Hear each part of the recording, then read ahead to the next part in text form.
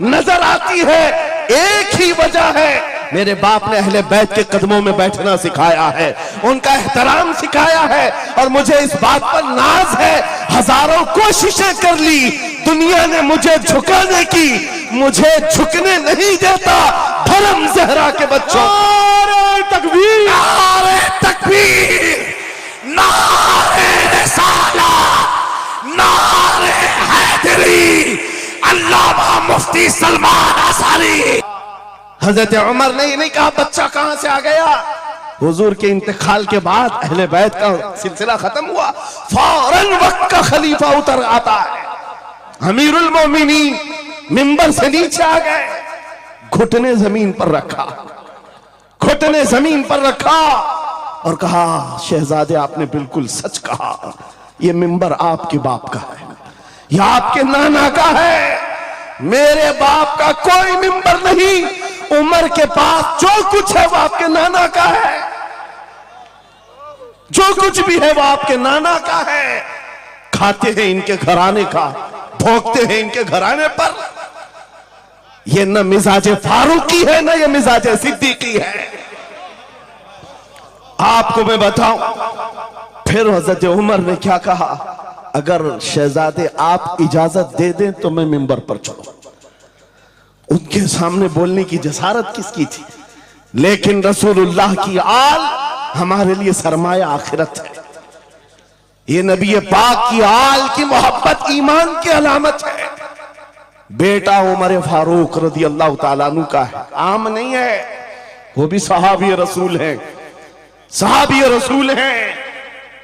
बाहर किसी मामले में तकरार हो गई इमाम हुसैन के साथ, वो हजरत अली के बेटे, ये हजरत उमर के बेटे। आपको ऐसा लगता हो तो सुनो, हजरत उमर तो खिलाफत पर थे, हजरत अली नहीं थे उस वक्त। हो सकता है छोटी उम्र में कुछ बहस हो गई, बहस होने के बाद ये तकरार हुई तो इमाम हुसैन ने अब्दुल्ला बिन उमर, हजरत उमर के बेटे को सिर्फ इतना कहा, तुम मेरे से क्या बहस कर रहे हो, तुम्हारा बाप मेरे नाना का गुलाम है, तुम्हारा बाप मेरे नाना का गुलाम है। हजरत उमर के बेटे को यह बात लगी कि कैसे मुझे ये टॉन्ट, कैसे मुझे ये ताना। दौड़ करके आए हजरत उमर के पास, कहा बाबा आज अली के बेटे हुसैन ने क्या कहा पता? कहा क्या कहा बेटा? कहा हमारी तकरार हो रही थी, इसमें उन्होंने बुला करके मुझसे ये कहा कि तू मुझसे किस बात पर लड़ता है, तेरा बाप तो मेरे नाना का गुलाम है। हजरत उमर ने कहा ऐसा कहा उन्होंने, ऐसा कहा? कहा सच कह रहा हूं बाबा, ऐसा ही कहा।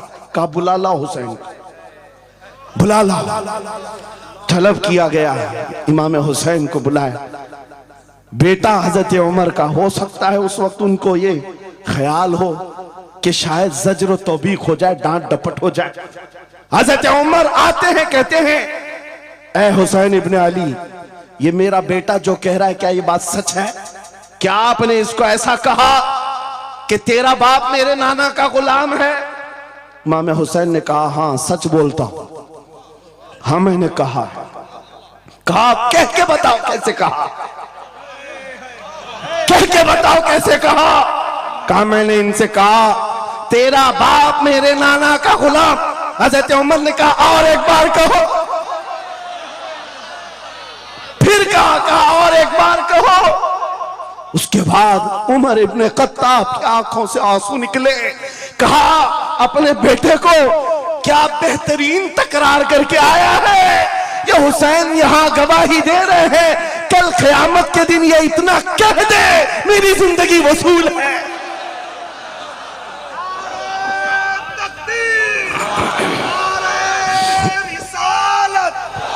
हुब्बे आले मोहम्मद, हुब्बे आले मोहम्मद, नारे तकबीर, नारे रिसालत। सच बता रहा हूं, डॉक्टर साहब यहां आकर के अभी जो लंगर की कैफियत बता रहे थे, और उनके पढ़ने से पहले मैं भी लंगर खा के आया। आपको एक सच्ची बात बता रहा हूं, शाह मीरा के सामने मिंबर पर बैठा हूं, मुझे आखिरी वक्त तक ये ख्याल नहीं हो रहा था कि मैं किस बात पर बात करूं, मैं बयान किस चीज पे करूं। मैंने जो कुछ शुरू किया था शायद ये शाह मीरा ने मुझसे बुलवाया। अब सुनो, जो कुरान पाक की मैंने आयत पढ़ी, रब ने फरमाया वअतसिमू बिहब्लिल्लाहि जमीआ, ऐ लोगों सब के सब अल्लाह की रस्सी को मजबूती से पकड़ो। अल्लाह की रस्सी क्या है? क्या ये आसमान से नीचे लटकती है? कोई रस्सी है जिसको पकड़ना है? मुफस्सिरीन से पूछो, कुरान की तफसीर करने वाले कहते हैं अल्लाह की रस्सी मुहम्मदुर रसूलुल्लाह है और उनकी अहले बैत है। उनके अहले बैत को अल्लाह की रस्सी कहा गया है। सबके सब मिलकर के अगर इस रस्सी को पकड़ ले, मेरे अजीजों, ये इख्तिलाफात, ये इंतिशारात, ये जिस कदर आज हमारे दरमियान तफर्रुकात शायद नहीं होते। हमारा मरकज, हमारा मावा, हमारा मलजा एक ही है। इस मिंबर ने आज लोगों को यह सिखाने की कोशिश की है, तुम जिस तरह मशरब और सिलसिलों में बट करके ये समझते हो कि मेरा खित्ता अलग है, इसका खित्ता अलग है, मेरे अजीजों, ये एक पूरा सिलसिला है, 700 साल पुराना सिलसिला, 700 साल पुराना सिलसिला।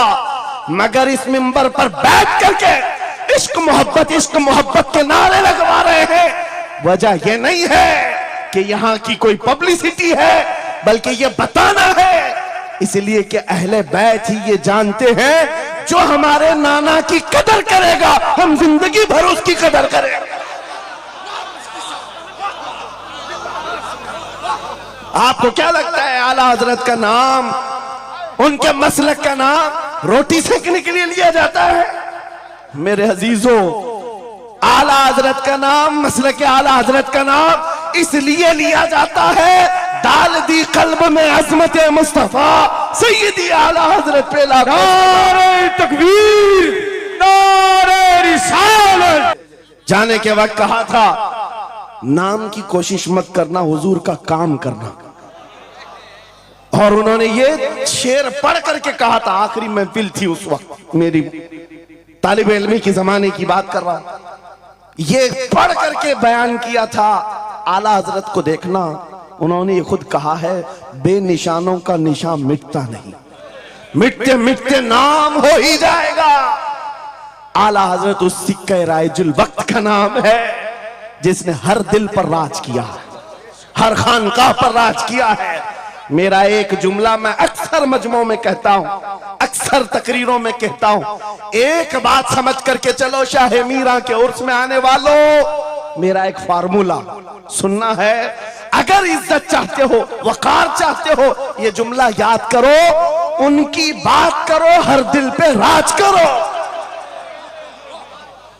बस रसूलुल्लाह की बात करो, हर दिल पे राज करो। आज हमारी जो इज्जत है मेरे अजीजों, ये खानका है अशरफिया और यहां खानका है शाह मीरा है, जिनके सामने मैं खड़ा हूं। लेकिन आपको मैं बताऊं, मैं अपनी किस्मत पर फख्र करता हूं। यही वक्त होगा, कल की रात में माररा मुतहरा में मौजूद था, वहां सादाते किराम के सामने, अजीजा ने गिराम, ये अहले बैत अतहार के इन तमाम मिंबरों का सफर करते करते हमें एक पावर मिलता है, ताकत मिलती है। और आला हजरत का वो मिशन समझ में आता है कि आला हजरत ने रसूलुल्लाह के दरबार की नौकरी की थी। मेरे आका की दरबार की नौकरी का सदका अल्लाह ने उन्हें ऐसे अता किया है। मैंने मिस्र जाकर देखा है, अफ्रीका में देखा है, अमेरिका वगैरह हम गए नहीं, लेकिन जानते हैं जहां कहीं उर्दू बोलने वाला हो, बल्कि मैं तो अरबी दान लोगों को सुनाऊं, मिस्र की सरजमीन पर हर जुमा एक जगह मौलूद शरीफ हुआ करती थी, हम हिंदुस्तानी तलबा वहां जाते थे। मिस्र के रहने वाले उस्ताद हैं, जब महफिल मीलाद खत्म होती कहते हैं हिंदुस्तानी तलबा को, खड़े हो जाओ, वो पढ़ो मुस्तफा जाने रहमत पे लाखों सलाम। वो पढ़ो। हम पढ़ते थे मगन होकर। एक बार मैंने उनसे पूछा था कि हुजूर आपको समझ में आता है ये सलाम? ये तो उर्दू में लिखा हुआ है, उर्दू बोलने वाले ही पूरा नहीं समझ पाते, आप समझते हैं? कहते हैं समझने की जरूरत नहीं, इश्क की बोली हर जमाने में हर जगह एक ही होती है। इश्क में बोला हुआ वो कलाम है, अरबी हो कि हिंदी हो, दिल को समझ में आने लगती है। मैं ये बात कहने जा रहा हूं मेरे अजीजों, उस रस्सी को मजबूती से पकड़ो, इख्तिलाफात नजर नहीं आएंगे, बात खत्म हो जाएगी। आज से 2 साल कबल एक कुत्ता यहां पर हिंदुस्तान में भौंकता था, खिंजीर का बच्चा जब नबी पाक की शान में भौंकता था, इस फकीर ने उसे ललकारा था। मेरा नाम, मेरी इमेज लोगों के सामने है, मैं वाकया तफसील से नहीं बता रहा हूं, मैं अपनी बात आपके सामने ये रखना चाहता हूं। जिस वक्त उस खबीस मलऊन को पुकारा, आपको पता है हम तो एक छोटे से इलाके से उसको पुकारे थे, लेकिन निशाना सटीक जाकर लगा और उसके बाद कुत्ता बिलबिलाया भी, मैदान में आने की बार बार कोशिश करता रहा, लेकिन अब तक वजूद नहीं है। लेकिन उसके बाद मैंने देखा है, महीना 2 महीना 3 महीने गुजरे होंगे, हर मुल्क से, अफ्रीका से, ऑस्ट्रेलिया से, न्यूजीलैंड से, अमेरिका से, हर जगह से लोगों ने मुझे मैसेज भी किए, खुतूत अरसाल किए, वहां से रिसाले भेजे और दादो तहसीन के साथ दुआएं दी। लेकिन साथ एक बात मैं बता रहा हूं, उन जमातों के बड़े बड़े लोग जिनसे हमारा कोई रिश्ता ही नहीं है, उनके बड़े बड़े अमीरों ने भी लेटर पैड में लिख करके दिया, कहा मौलाना आप बरेलवी हैं, आपसे हमारा इख्तिलाफ है, लेकिन जिस नबी पाक की शान के लिए आप खड़े हैं, हम सब छोड़कर आपके साथ खड़े होने को तैयार हैं। हम आपके सामने आज ये बात कह रहे हैं, ऐ सुन्नियों, हम तो दूसरों को बुला भी नहीं रहे, हम तो तुम्हारे इत्तेहाद की बात कर रहे हैं, लेकिन इत्तेहाद का नुक्ता एक है, जब तक तुम एक एक छोटे खूंटे को पकड़े रहोगे, हर कोई तुम्हारे साथ उलझता रहेगा। उस अजीम दरख्त को पकड़ लो जिसकी जड़ें तहतुस्सरा में है, जिसकी शाखें औजे सुरैया पर है, और वो मोहम्मदुर रसूलुल्लाह की जात। उस नाम को मजबूती से पकड़ो, जिसको इकबाल ने क्या बेहतरीन अंदाज में बताया, आबरूए मां ज़नामे मुस्तफास्त, हम सबकी इज्जत आबरू मुस्तफा के नाम से।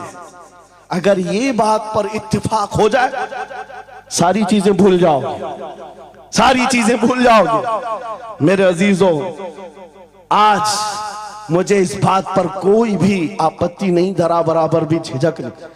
हो सकता है कुछ लोगों को ऐसा लग रहा हो कि डरे सहमे स्टेज पर आए होंगे, यहां पर बड़े बड़े खानकाह अशरफिया के सादात मौजूद हैं, उनसे हम ये बात खुल करके कहते हैं।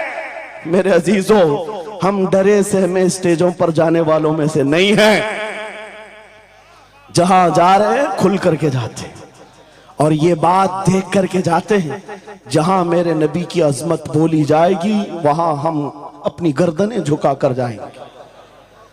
यहां पर मिशन आला हजरत को तरवीज दिया जा रहा है। आला हजरत का वही तो मिशन था।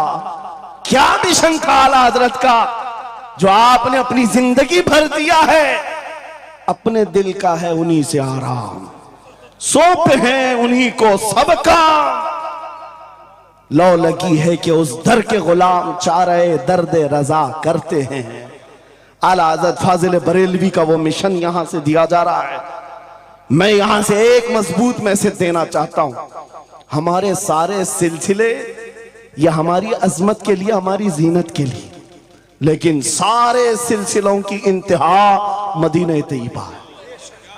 सारे सिलसिलों की इंतहा मदीना तैयबा है।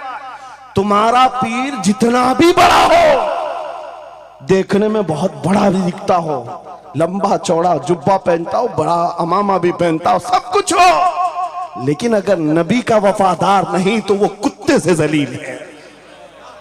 पीर नहीं है, कुत्ते से जलील है। और अगर तुम्हारा पीर पैबंद लगे, कपड़े उलझे भाल में है, लेकिन उसके सामने बैठो तो नबी की याद आने लगे, यह सिलसिला हक्का की अलामत है। हुजूर पाक सल्लल्लाहु तआला अलैहि वसल्लम हमारा महवर है, मेयार है। तुम जहां कहीं जाकर के आओ, घूम करके आओ, इस बात पर तुम्हें आज जमा होना चाहिए। इस बात पर जमा होना चाहिए, हुजूर पाक सल्लल्लाहु अलैहि वसल्लम की अजमत बोलो, हर दिल पर राज करो। आज सदियां बीत गई, एक कलाम सबको याद है। अभी मैं आपको बताऊं, 2 साल पहले किस कुत्ते ने क्या भौंका हुजूर की शान में, लोग भूल गए। हो सकता है, और भूलना भी चाहिए, याद रखने की चीज ही नहीं। आपको तो थोड़ा बहुत याद होगा, दिल्ली से भोंकता था, कोई लखनऊ से भोंकता था, नबी की शान में गुस्ताखी करता था। ये तो तुम्हारे जमाने की बात कह रहा हूं, 2 साल में भूल गए। लेकिन 1400 साल पहले आशिक रसूल ने कहा था, वह अहसनु मिन कलम तरक़त्तु आइनी व अजमलु मिन कलम तलिदिन निसाउ खुलिक़त मुबर्रअन मिन कुल्लि आइबिन कअन्नका क़द खुलिक़त कमा तशाउ। हस्सान बिन साबित रसूलुल्लाह के सहाबी हैं, हुजूर को देखकर कहा था, आपसे ज्यादा हसीन मेरी आंखों ने देखा नहीं, आपसे ज्यादा खूबसूरत किसी माँ ने जना नहीं। ये कलाम आज भी गूंजता है, हर एक को पता है। पता ये चला, नबी की आजमत बोलने वाला हमेशा जिंदा रहता है और भौंकने वाला मौसम के कीड़ों की तरह गायब होता है, खत्म हो जाता है। इसलिए कौन सी जिंदगी चाहिए, देख लो।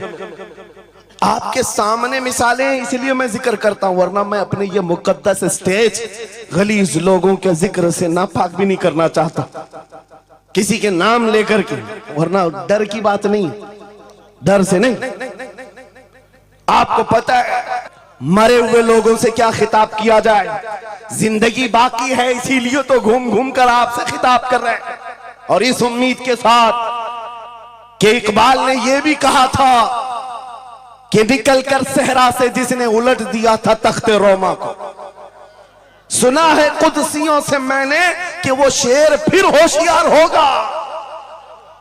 इकबाल की बात सुनो, कह रहा है पहले जमाने में सहरा से निकले थे सहाबा, पैरों में चप्पल नहीं थे, पैबंद लगे कपड़े, तलवारें टूटी हुई, लेकिन जब निकले थे तो रोमन एम्पायर को भी धूल चटा दिया था, पर्शियन एम्पायर को भी परख उड़ा दिए थे, 2 सुपर पावर ताकतों को नाकों तले छने छबवा दिए। ये तारीख में मौजूद है, मिटाने से नहीं मिटेगा। इकबाल ये कहता है, ये जो हालात हुए थे ये देखकर मुझे अंदाजा है वो दिन आएगा, मोहम्मद अरबी का शेर फिर होशियार होगा। हम वो होशियार करना चाहते हैं, ये नहीं कि मैं कहता कि हम हैं, ये हैं, वो हैं। खुदा किसी भी दिन, किसी भी जमात में, किसी भी इलाके में एक दिन सलाहुद्दीन को जरूर पैदा करेगा और फिर वो आएगा, इनकलाब लाएगा।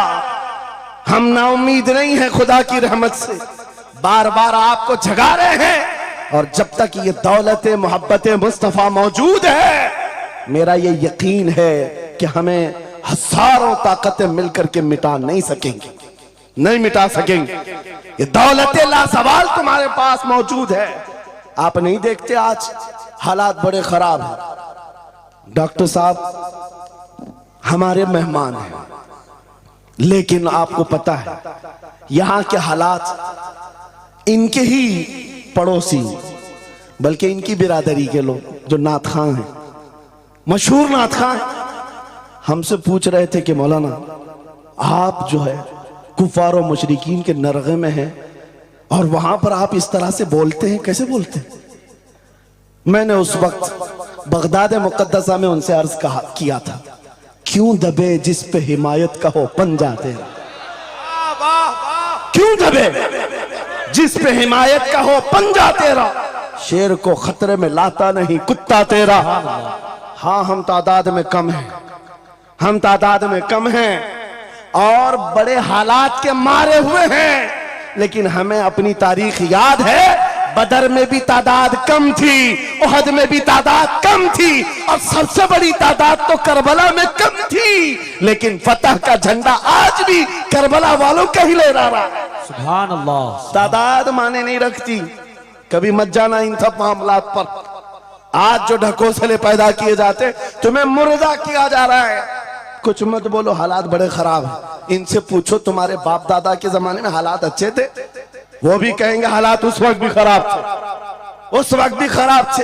हरे सुबह अजल की बात कर रहा हूं। इस्लाम का सूरज तुलू हुआ कि मक्का के हालात खराब ही थे, मदीने हुजूर हिजरत करके गए, हालात खराब ही थे। मैं आपको बताऊं, मेरी फिक्र करने वाले उलमा, बड़े बड़े सादा बहुत दुआ करते हैं, लेकिन साथ में ये भी कहते हैं थोड़ा सा एहतियात से। क्या आपका होना यहां कौम के लिए जरूरी, इफादा इस्तिफादा लोगों का चलता रहेगा, फायदा होता रहे। मैं एक बात कहता हूं, मैं तो बहुत छोटा सा, बल्कि मैं कोई घास के लायक भी नहीं। इमाम हुसैन का होना कितना जरूरी था। सहाबा कराम के जमाने में अहले बैत का वो सबसे बड़ा चेहरा इमाम हुसैन का होना जरूरी था कि नहीं था? उस वक्त भी ये कहा था सहाबा ने, मक्का से जब करबला जा रहा था ये काफिला, हाथ जोड़कर कहा था मौला हुसैन मत जाए, आप रसूलुल्लाह की निशानी है, आप मत जाए, आपसे खल्के खुदा को फायदा होगा। मेरे अजीजों, मैं ये बात आज कहता हूं, हमारी कोई वकात नहीं, हमारी कोई हैसियत नहीं जो ये समझता है अपनी कुटिया बचाने के लिए कि हमारे होने के बाद बहुतों का फायदा होगा। अरे इमाम हुसैन के होने से कितना फायदा होता, मगर उस हुसैन आजम ने ये नहीं देखा, बल्कि निकल करके उस मैदान में निहत्ते बच्चों के साथ चले आए थे और गर्दन भी कटा दी। ये समरा आज तक देखने को मिलता है। इस्लाम जिंदा होता है हर करबला के बाद। सुभान अल्लाह। इमाम हुसैन ने अजीम उस रुखसत पर नहीं अमल किया था, अजीमत का रास्ता इख्तियार किया, चले आए। उस वक्त भी सहाबा ने उनसे कहा था आपका होना बहुत जरूरी है, लेकिन इमाम हुसैन की नजर में ये बात थी रह लेंगे चंद साल, लेकिन लोगों के दिलों में जो नर्वसपन होगा, शरीयत की धज्जियां उड़ती हुई देख करके बड़े बड़े लोग खामोश हैं, तो आइंदा आने वाली नस्लें भी इसी तरह कंप्रोमाइज करती हुई चली जाएंगी। मेरे अजीजों, मैं आज खुल करके बताता हूं, मेरी पुष्ट पनाही करने के लिए बड़े बड़े उलमा मौजूद है, एक भी हुकूमत का कुत्ता नहीं है और ना ही जरूरत है। जब कभी पहली मर्तबा मैं तन्हा खड़ा था मुंबई की सरजमीन पर, हुजूर मोइनुल मशाइख मेरे साथ, उस वक्त भी साथ थे, आज तक है। और ये भी बात बताऊं, आपका मैं मुफ्ती होऊंगा लेकिन इनका बाबू, ये हमेशा एक ही बात, ये सारी चीजें मेरे साथ हैं, लेकिन फिर भी मैं खुल करके आपके साथ ये कहता हूं, बच्चे मेरे भी, बीवी, खानदान मेरा भी है, लेकिन एक चीज सताती है आज भी कि अगर आज आप सबकी बातें सुन करके हम भी कहें थोड़ा जी लेंगे, हम भी 10 साल 12 साल 14 साल जो जिंदगी मिल जाए जी लेंगे, क्योंकि इनको ना बोलेंगे तो छोड़ देंगे, आसानी से रहने देंगे। लेकिन एक नुकसान हम देख रहे हैं, कल को आने वाली नस्लें पूछेंगी, कल को आने वाली नस्लें पूछेंगी, जब नबी की शान में कुत्ते भौंकते थे, हमारे बाप दादा रोटियां सेका करते थे, उनके दिलों में कौन सा ईमान होगा, उनके दिलों में कैसी बुज़दिली आ जाएगी। लेकिन मेरे अजीजों, ज्यादा से ज्यादा क्या होगा, मौत तो सबकी लिखी हुई है, मेरी भी है, आपकी भी है, किसी दिन बिस्तर पर पांव रगड़कर मर जाएंगे। लेकिन हम ये सोचते हैं जब मरना मुकद्दर है ही, यूं भी तो किसी दिन दुनिया से जाना है, नबी पाक का नाम बुलंद करके जाएंगे, नस्लें इस बात के लिए सीना चौड़ा करके कहेंगी, नहीं, सारे अगर कुत्ते भौंक रहे थे, मेरा बाप मेरा दादा नबी की शान में अज़मत रिसालत के दिफा के लिए तन्हा खड़ा था या उलमा में से कोई खड़ा था, उनके फख्र के लिए इतनी बात काफी है और उनके ईमान की हिफाजत के लिए इतनी बात काफी है। सुभान अल्लाह, सुभान अल्लाह।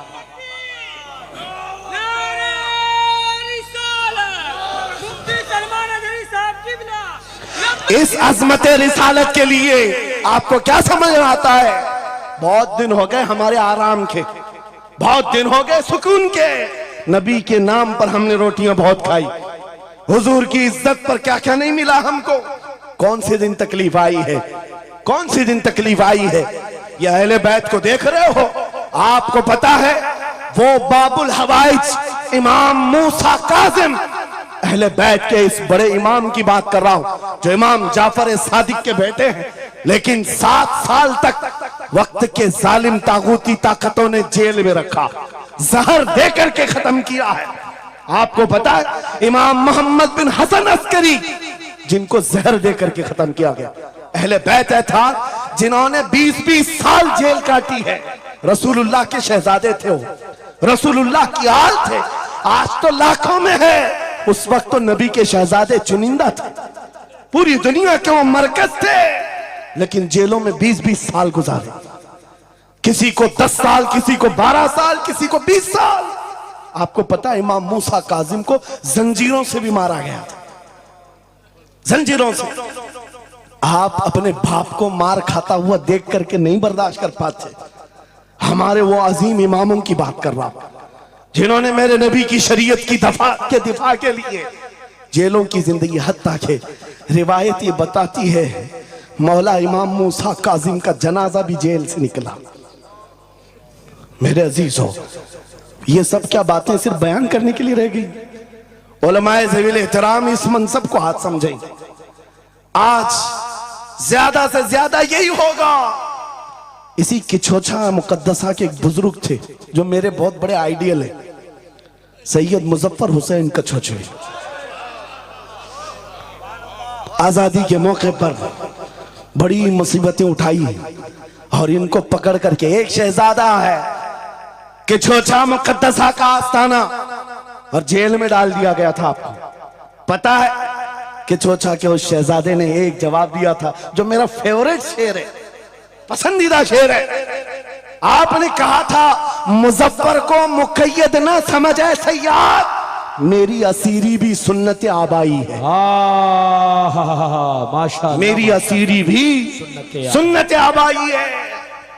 मुजफ्फर को मुकय्यद मत समझ ऐ सय्याद। आपको पता है ये तारीख है हमारी, लेकिन सब की सब तारीख इसलिए दोहरा रहा हूं कि हमारी इज्जत उसी में मौजूद है, वहीं पर है। वापस आ जाओ उधर ही। अपनी कुटिया बचाकर, अपनी दुकान बचाकर ज्यादा दिन नहीं जी पाओगे। हुजूर के नाम का दिफा करो, सुबह कयामत तक मौला नाम जिंदा रखेगा। सुभान अल्लाह। हाँ, अपनी हिफाजत के लिए बहुत सारे लोग हैं, अपनी अपनी फिक्र करने वाले। नबी की इज्जत और नामूस पर पहरा देने वालों की तारीख मिटाई नहीं जाती। हजारों मिटाने की कोशिश भी कर लो, वो मिटते नहीं है। आज आपको पता है पैरों से माजूर खादिम हुसैन को कौन नहीं जानता। लोगों को डर भी लगता है उनका नाम लेने में कि गरजता था बंदा और खुद व्हील चेयर पर बैठता, लेकिन लाखों को खड़ा होना सिखा दिया। किस बात पर?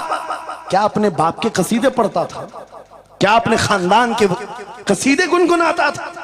एक ही बात, रसूलुल्लाह की अजमत पर बात, हुजूर की इज्जत पर बात करो तो फिर पता चलता है 8 साल के बच्चे से लेकर 80 साल के बूढ़े के दिल में भी अल्लाह खुद मोहब्बत डालता है। वाह, सुभान अल्लाह, खुद मोहब्बत डालता है। सब चीजें मौजूद हैं उसी जात पर। एक बात मैं अब आपके सामने कहता हूं, गुफ्तगू समेटता हूं। आला हजरत का मसलक देखो, मिशन देखो, और आपको उसी बात पर मैं लाकर जमा कर दूंगा। और सुन्नियों का मजमा मुझे पता है, आधा शेर मैं पढ़ूंगा, आधा ये खुद ही कंप्लीट करेंगे, और गारंटी के साथ कहता हूं। मुझे पता नहीं यहाँ के मजमे के बारे में, लेकिन इतनी गारंटी जरूर है आप कंप्लीट करेंगे। क्यों? हमें पता है मिजाज इश्क रसूल का, हमें पता है मोहब्बत मुस्तफा का। सुनो, मैं कहता हूं वो जो न थे तो, वो जो न हो तो, ये गारंटी है हमारी, ये गारंटी है। आधा जुमला भी कह दो सुन्नी के बाद, वो जो ना हो तो, हाँ ये कंप्लीट खुद करेंगे। क्यों? ये अकीदा भी है, ये ईमान भी है, ये हमारी जान भी है। वो जो ना हो तो। अब सुनो मेरे अजीजों, जब तुम्हारा दिल पुकार कर कह रहा है वो जो ना हो तो, हमारे नाम के साथ वो जो ना हो तो, हमारी जिंदगी में वो जो ना हो तो, हत्ता के कब्र में चले जाओ, बहुत सारे जवाब दे दें। तुम्हारा रब कौन, तुम्हारा दीन क्या, मेन सवाल तो यही होगा, मा कुंत तक़ूलु फी हक़्क़ि हाज़ा रजुल।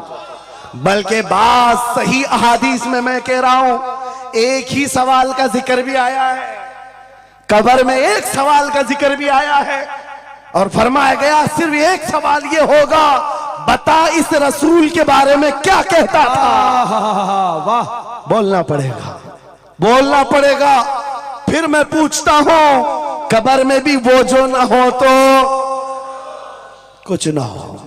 जब तक नहीं बोलोगे आगे नहीं बढ़ेगी गाड़ी, वरना फंसे रह जाओगे। वो जो ना हो तो चलो